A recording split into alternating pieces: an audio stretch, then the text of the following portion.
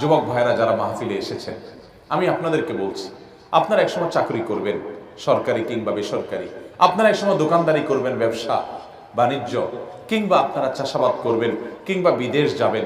যেখানে যান, পৃথিবীর যে প্রান্তেই থাকেন, যেই কাজই করেন, হারাম উপার্জন করবেন না। ঠিক আছে তো ইনশাআল্লাহ?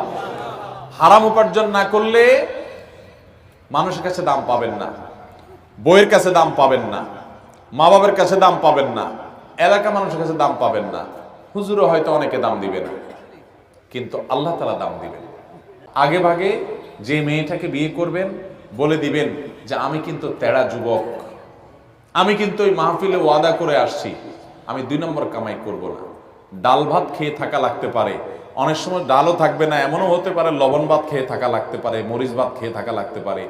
রাজি থাকলে আসো, এগুলা কোনো মুখরোচক গল্প শোনাচ্ছি না তোমাকে। আমি কিন্তু 2 নম্বর কামাই করব না, অতএব কামাই কম হবে, কষ্ট হবে। চাইলে আসো, আর না হলে এখনো রাস্তা মাপতে পারো। আমাকে আইসা শাড়ি চুড়ির ডিমান্ড দিবা, অন্যান্য চোরদের বউ, ডাকাতদের বউ, দুর্নীতিবাজদের বউ, তারপর রিলিফ চোরদের বউ, হারামখোরদের বউ, তাদের মতো দেখে দেখে কম্পিটিশন করতে পারবা না।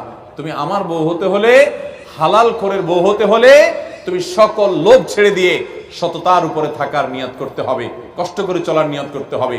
তবে যারা কষ্ট করে চলার নিয়ত করে, আল্লাহ তাআলা এদেরকে সবচেয়ে সুখে রাখেন, শুধু আখিরাতে না, দুনিয়াতেও।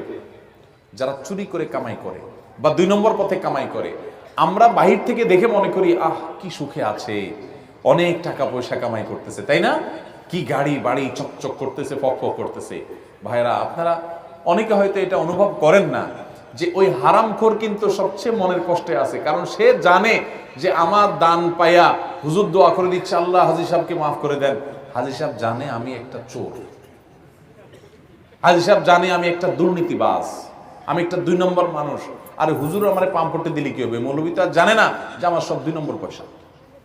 এই জন্য এটারে বলে অপরাধ বোধের অদৃশ্য দাহন, জ্বালা ভিতরে ছটফট করতে থাকে। মানুষ বলে হাজী সাহেব, সে মনে মনে আরে আমি কিভাবে কামাই করছি আমি না জানি। ভাইরা আমার, এই যন্ত্রণা তাকে কুরে কুরে শেষ করে। আর সৎ মানুষ তাকে যাচ্ছে না, পুছে না, দাম দেয় না, কিন্তু তার ভেতর থেকে একটা ফিলিংস হয়, কি জানেন? যে আলহামদুলিল্লাহ আমার প্রতিটা পয়সা টনটন করে বাঁচবে, আমি হারাম কোনো টাকা কামাই করি নাই, হারামের সাথে কম্প্রোমাইজ করি নাই, চলে কষ্ট করি, মানসিক শান্তি পায়। এই জন্য নবী সাল্লাল্লাহু আলাইহি ওয়াসাল্লাম বলেছেন, লাইসাল গিনা বিকাসরাতিল আরদ ওয়ালাকিন্নাল গিনা গিনান নাফস। অনেক সম্পদ হয়ে গেলে এর নাম সচ্ছলতা নয়, আসল সচ্ছলতা হলো মনের সচ্ছলতা, যে আমি মনের দিক থেকে সুখে আছি। আল্লাহর অনেক বান্দা আছে, আমি তাদেরকে দেখার সুযোগ হয়েছে, ভালো মানুষ, তাদের তেমন কিছু নাই, কিন্তু তারা খুব হ্যাপি, খুব সুখী, তাদের কোনো আফসোস আক্ষেপ নাই। ওই বড় লোকের পয়সা দেখে তাদের ওই অসুস্থ প্রতিযোগিতায় লিপ্ত হতে মনে চায় না। তারা জানে এগুলো সব রেখে ওই 3 হাত মাটির নিচে চলে যেতে হবে, ধনী গরিব সবাই এক কাতারে দাঁড়িয়ে যাবে, অসততা করতে চায় না। আল্লাহ আমাদের সবাইকে সেরকম সাহসী সৎ মানুষ হওয়ার তৌফিক দান করুন।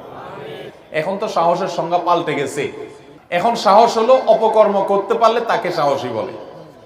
আসল সাহসী সে যে অন্যায় বর্জন করার জন্য শত মানুষের ভৎসনা সত্ত্বেও সে হিম্মত করে যে আমি অন্যায় করব না।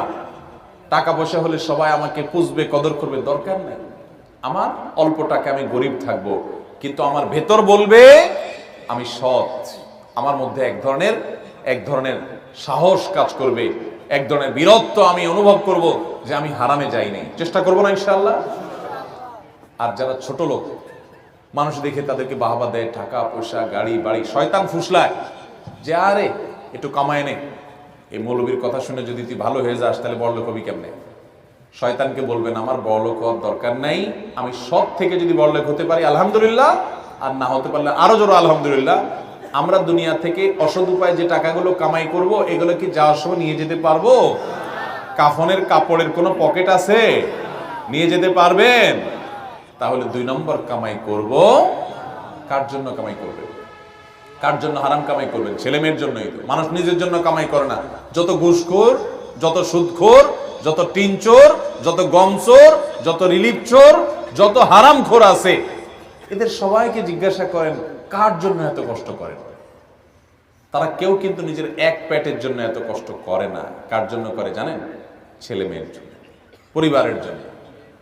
মরার পরে যখন আযাব হবে, মানুষের সম্পদ আত্মসাৎ করেছেন, অন্যায়ভাবে হারাম উপার্জন করেছেন, তখন এই পরিবারের লোকেরা বলবে আল্লাহকে, আল্লাহ ওনাকে শাস্তি দিয়েন না, কারণ আমাদের জন্যই তো করছে। বলবে ইয়াউমা ইয়াফিরুল মারউ মিন আখিহি ওয়া উম্মিহি ওয়া আবিহি ওয়া সাহিবাতিহি ওয়া বানিহি। সেদিন মানুষ মানুষকে দেখে পালাবে, বাবাকে দেখে সন্তান পালাবে, মা সন্তান থেকে পালাবে, মা থেকে সন্তান পালাবে, যে না জানি আজকে দেখা হলে কোনো সব চেয়ে বসে, কিয়ামতের ময়দানে বিপদে পড়েছে। কেউ কারোর হবে না। লিকুল্লি ইমরিইন মিনহুম ইয়াওমাইদিন শাআনুন ইউগনি, সবাই ইয়া নাফসি ইয়া নাফসি করবে। অতএব আমি হারাম যাদের জন্য কামাই করব, তারাও কিন্তু এর দায়ভার বহন করবে না। তার চাইতে বড় নির্বোধ কে আছে যে যাদের জন্য চুরি করে ওরাও তার দায় নেয় না? এর চেয়ে বড় বোকার কেউ আছে? তাহলে আসুন আমরা আজকের মাহফিলে শপথ করি, আমরা দুর্নীতি মুক্ত বাংলাদেশ গড়ব ইনশাআল্লাহ।